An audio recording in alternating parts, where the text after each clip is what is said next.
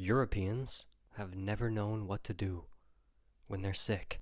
From leeching to lobotomies, Europeans have consistently confused bodily illness with moral failure, demonic possession, or bad blood. Sometimes, all three. And instead of observing the body's natural signals or consulting millennia-old global systems of medicine, they decided the answer was to drain, shock, saw, or suffocate it.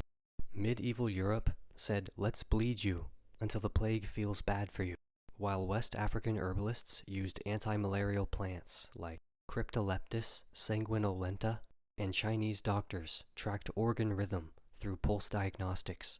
Europeans in the 1300s thought the solution to plague was wearing chicken guts as amulets and praying harder. Galenic humoral theory, 4 bodily fluids, was still dominant. So if you had a fever, the solution was to bleed you, purge you, or make you vomit.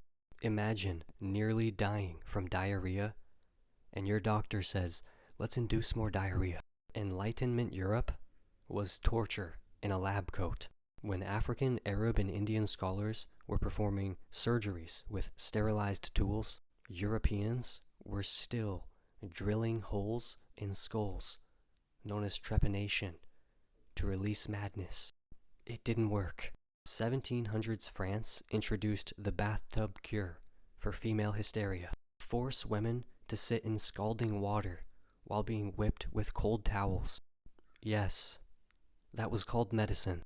Meanwhile, Ayurvedic traditions used nasya, or nasal herbal oils, to treat migraines and mental disorders without removing parts of the brain. Between the 18 and 1900s, industrialized butchery in the name of health. Still no hand washing.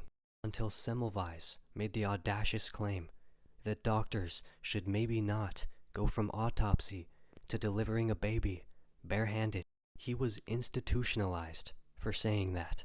Europeans invented phrenology, a pseudoscience that claims skull shape determines personality, and used it to diagnose illness and justify racism. And then came lobotomies, popularized in the US and Europe, where doctors shoved ice picks into patients' eye sockets to treat depression. Compare this to traditional Yoruba Ifa diagnosis, which involved divination, herbs, and an understanding of spiritual ecological balance, not ice picks. COVID-19, the return of medieval brainworms. In 2020, Italians were singing from balconies while their hospitals collapsed, and Americans were drinking bleach. A whole continent with centuries of pillaging knowledge couldn't figure out masks.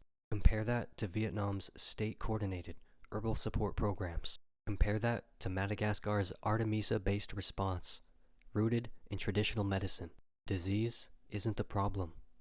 European medicine is. From mistaking garlic and clay tablets for primitive, to banning indigenous birth workers while stealing their knowledge for gynecology, Europeans never knew what to do when sick, unless it involved violence, theft, or forced silence. They weren't healing the body, they were punishing it. And now, they call it modern medicine. Cope.